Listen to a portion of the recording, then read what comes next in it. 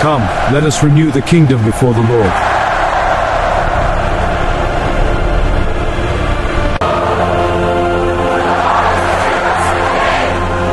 A king has been given, but your hearts must still belong to the Lord. Then Samuel stood before Israel. Before he stepped back, some Cholbi hears that leading the nation. Testify against Sadik, you're the wife. Who Rivaya?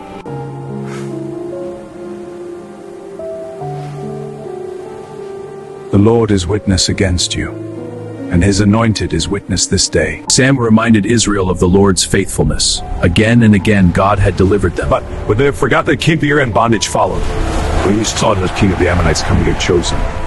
Is it not wheat harvest today? I will call upon the Lord, that he may send thunder and rain, so you may know the great wickedness you have done in asking for a king. Let the men of Israel stand ready. We will not fear the Philistines. For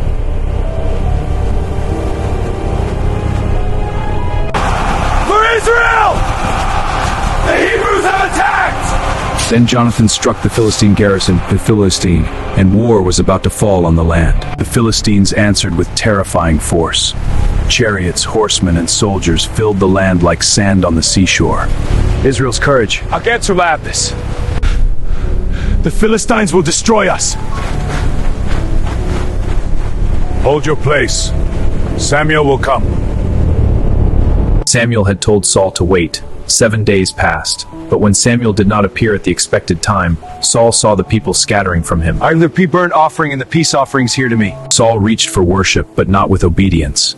He offered what he had not been commanded to offer, and the moment the sacrifice ended, Samuel arrived.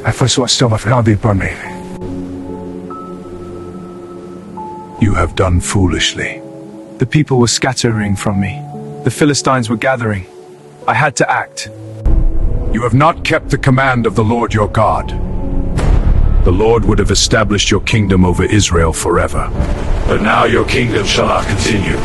The Lord has sought out a man after his own heart. And the Lord has commanded him to be prince over his people, because you have not kept what the Lord commanded you. Samuel departed from Gilgal, and Saul was left with the weight of his choice.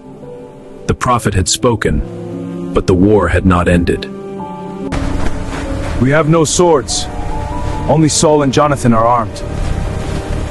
The Lord is not limited by many or by few. While Saul hesitated, Jonathan watched the enemy. A bold thought began to rise in him, not from pride, from fear. Follow the Philistine garrison. Do all that is in your heart. I am with you. While Saul remained with the army, Jonathan moved in secret. He did not wait for numbers weapons like by Matthew. Then maybe and hinder the Lord will work for us. Do all that is in your heart. I am with you, heart and soul. Then we will show ourselves to them. Look! The Hebrews are coming out of the holes where they have hidden themselves! Come up after me, for the Lord has given them into the hand of Israel. Jonathan climbed up on his hands and feet, and his armor-bearer followed after him. 2 men moved against an enemy outpost, but heaven was moving with them. Then terror spread through the camp. The earth trembled, and a panic from God fell upon the Philistines.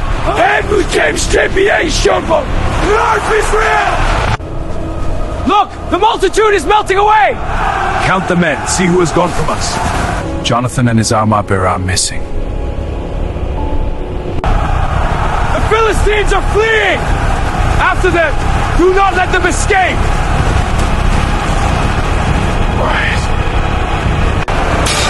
Who is attacking us? Run! The Hebrews are everywhere! The Lord deliver Israel! Cursed be the man who eats food until evening. Before I men find us. But the king has spoken. There is honey everywhere. Do not touch it. The king placed the people under an oath. But Jonathan had not heard his father's command. He reached out his staff, tasted the honey, and his strength returned. My eyes are bright. Your father has troubled the land. Jonathan saw the damage clearly. Saul's oath had weakened the very army God was using to win the battle. The men are famous. How much better if the people had eaten freely today from the spoil of their enemies. When evening came, Saul's oath ended, but the people were faint with hunger. They rushed upon the spoil, desperate to eat after a day of battle and exhaustion. The alternate! Look, the people are sinning against the Lord by eating with the blood. You have dealt treacherously. Roll a great stone to me here. Bring the animals here, and it is about this sword. Saul built an altar nobles to do all the altar that night. Let us go down after the Philistines by night and plunder them until morning. Do whatever seems good to you. Let us draw near to God here. O Lord God of Israel, why have you not answered your servant today? Thou sold them all, but their store to be none also. Instead of searching his own heart, Saul private to sin has happened.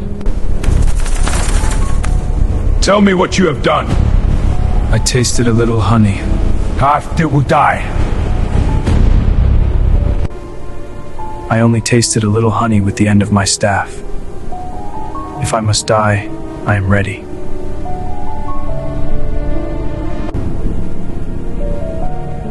As surely as the Lord lives, Jonathan shall die. But the people had witnessed Jonathan's faith. They knew who had truly brought victory that day. Shall Jonathan die? As rob his restoration is God.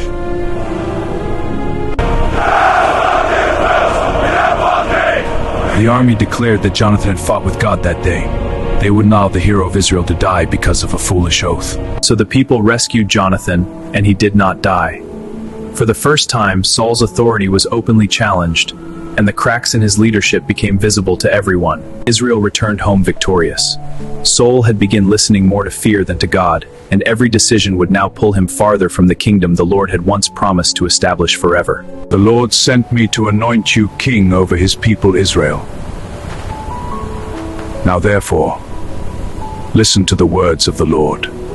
The Amalekites had attacked Israel's weak and weary from behind during the wilderness journey. Now is time of judgment about. Go now and strike Amalekite placed under judgment. Prepare yourselves! We march against Amalek!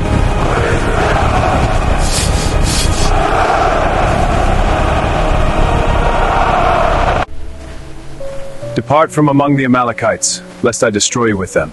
You showed kindness to Israel when they came out of Egypt. We will leave at once.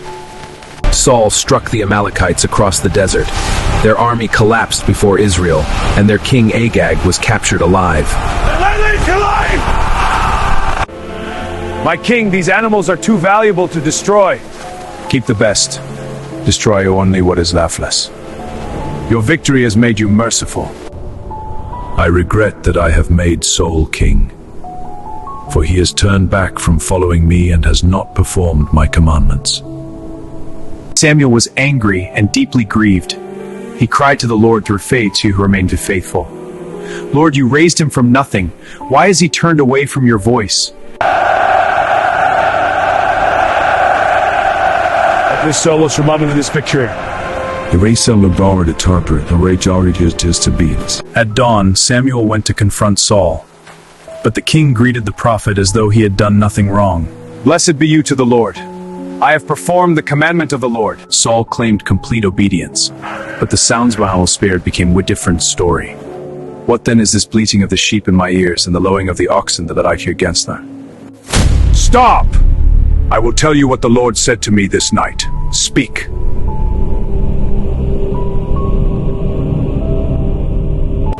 Though you were little in your own eyes, were you not made the head of the tribes of Israel? The Lord anointed you king over Israel. I have obeyed the voice of the Lord. I went on the mission he gave me. I brought Agag, king of Amalek, and destroyed the Amalekites. The people took the best animals only to sacrifice to the Lord. I have obeyed the voice of the Lord. I went on the mission he gave me. I brought Agag, king of Amalek, and destroyed the Amalekites. The people took the best animals only to sacrifice to the Lord. Then Samuel spoke the truth that would echo through generations. As the Lord is great as that reward. As in obeying the voice of the Lord. I have sinned. Yet honor me now before the elders of my people and before Israel. Return with me, that I may bow before the Lord your God. Surely the bitterness of death is past. As your sword has made women childless, so shall your mother be childless among women. Together again. But while Samuel resembled more in the fallen Gibeah, the Saul rewalked to prevent the fallen king. God, a forgotten shepherd, waited in the fields.